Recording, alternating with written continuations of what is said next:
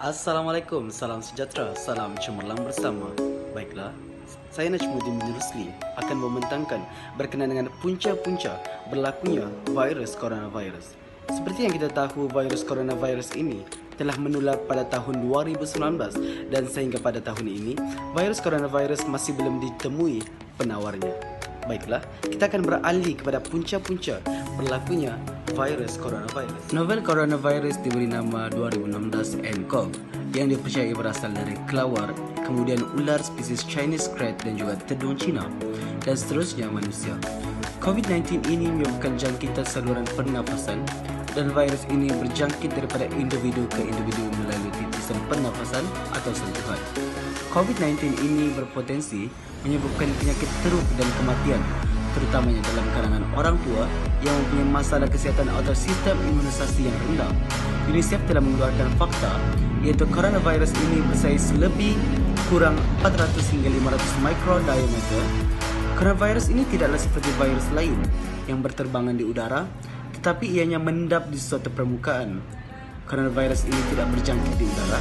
Apabila coronavirus ini jatuh ke permukaan besi, dia akan bertahan selama 12 jam lamanya. Begitu juga dengan aspek ataupun benda yang lain.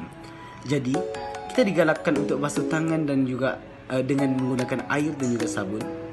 Fakta berkaitan dengan coronavirus apabila jatuh ke satu permukaan kain, ia akan bertahan selama 9 jam.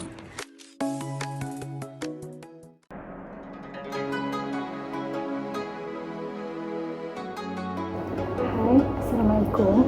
Nama saya Wamila Rashika binti Zainuddin. Seperti yang kita tahu, coronavirus menjejaskan orang yang berbeza dengan cara yang berbeza. Jadi, saya akan menyatakan simptom-simptom coronavirus. Simptom yang biasa dialami adalah demam, batuk kering dan keletihan. Seterusnya, simptom yang kurang biasa dialami adalah sakit-sakit badan, sakit tekak, cerit-berit, sakit kepala, hilang deria rasa atau bau dan ruam pada kulit atau perubahan warna pada jari tangan dan kaki. Akhir sekali, simptom yang serius antaranya ialah kesukaran bernafas atau sesak nafas, rasa sakit atau tekanan pada dada dan tidak dapat bertutur atau bergerak.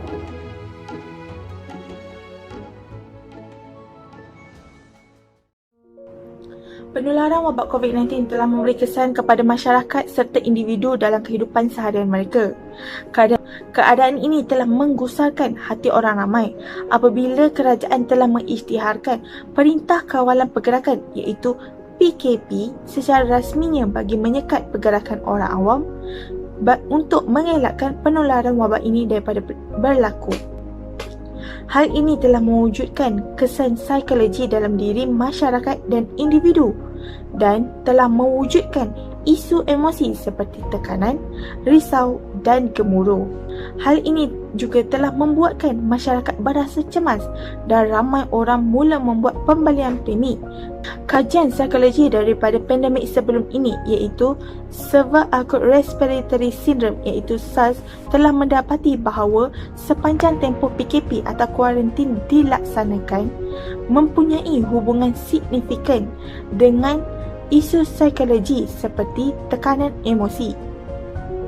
Secara psikologinya, individu akan menghadapi corak pemikiran negatif yang boleh menjejaskan pemikiran mereka sepanjang tempoh PKP dilaksanakan. Emosi negatif ini merujuk kepada segala pemikiran negatif yang berkaitan dengan diri sendiri, tidak berpuas hati dengan masa hadapan, kesulitan dalam hubungan rumah tangga, kesukaran dalam menyampaikan emosi positif dan perasaan terasing daripada ahli keluarga serta rakan-rakan. Bagi mengatasi masalah ini adalah dengan mengambil salah satu langkah positif untuk kekalkan kestabilan emosi ketika menghadapi situasi ini. Pandemik COVID-19 telah diketahui sekitar Disember 2019. Ia telah mengakibatkan banyak kepincangan dalam pelbagai sektor di seluruh dunia termasuklah negara Malaysia. Okey, di sini saya tidak akan berkongsikan impak-impak negatif kerana kawan saya telah berkongsikan tentang impak negatif. Akan tetapi saya akan berkongsikan impak positif akibat daripada pandemik COVID-19. Yang pertama, masyarakat dan individu semakin dekat dengan pihak berkuasa. Yang kedua, kita dapat melihat indeks jenayah semakin menurun semasa pandemik COVID-19 ini melanda.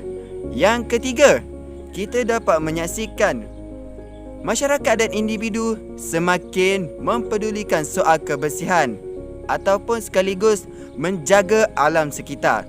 Yang pertama, masyarakat semakin dekat dengan pihak berkuasa apabila pihak berkuasa mengarahkan untuk berada di rumah mengikuti perintah kawalan pergerakan yang telah dikeluarkan oleh kerajaan. Yang kedua, kita dapat menyaksikan indeks jenayah. Peratusan indeks jenayah semakin menurun akibat berita yang menggembirakan kita ini.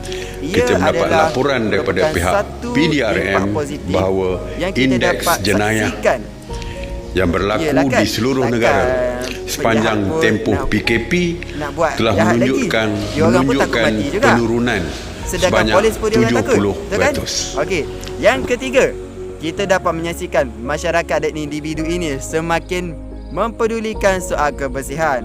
Mana taknya, sebelum ini masyarakat dan individu tidak memakai face mask ataupun topeng pelitup muka untuk keluar di khalayak ramai. Akibat dari pandemik COVID-19 ini, mereka memakai face mask.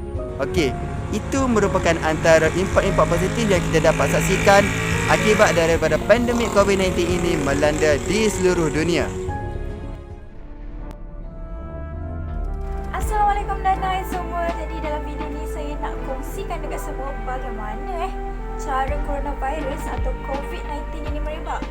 Jadi sebelum itu, mari kita saksikan sedikit bingkisan video bagaimana virus ini merebak.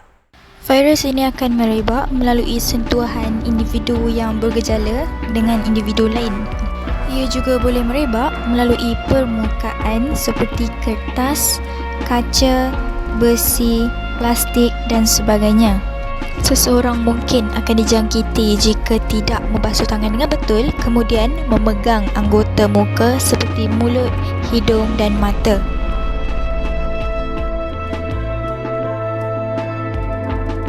Oleh yang demikian, kita tidak perlulah risau jika kita sering membasuh tangan dan membersihkan diri. Pesanan terakhir, janganlah kita sesuka hati memegang anggota muka dengan tangan yang tidak dicuci. Hai, Assalamualaikum. Nama saya Nuri Jasmina binti Hamidi dan ini rakan saya. Hai, saya Nur Ashikin binti Saiful Anwar. Pada hari ini, kami akan membentangkan tentang implikasi-implikasi COVID-19.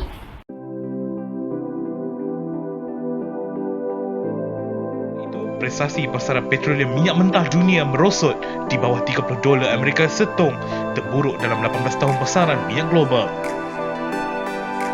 Ia memberi kesan kepada ekonomi negara kerana Malaysia antara pengeksport minyak dunia.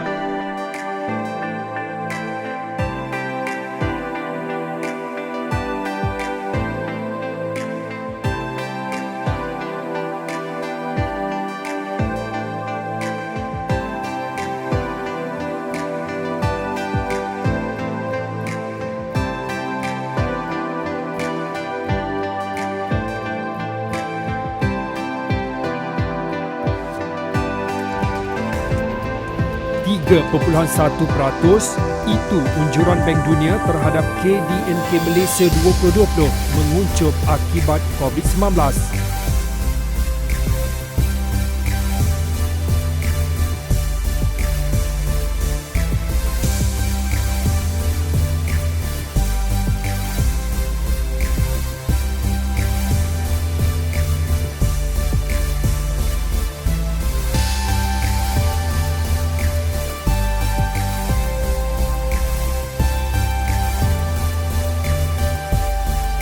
Semua institusi pendidikan tinggi, IPT awam dan swasta serta institut latihan kemahiran di seluruh negara.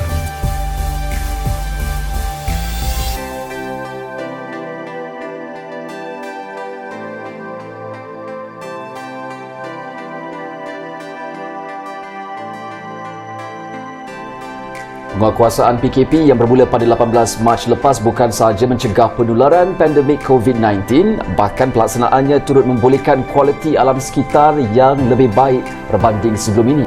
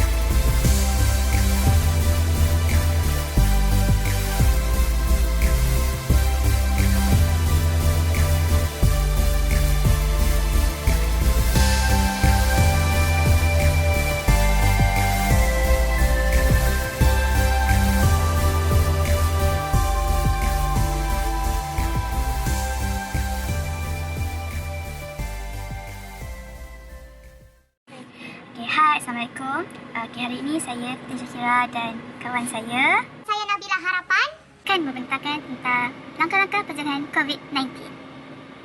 Saksikan.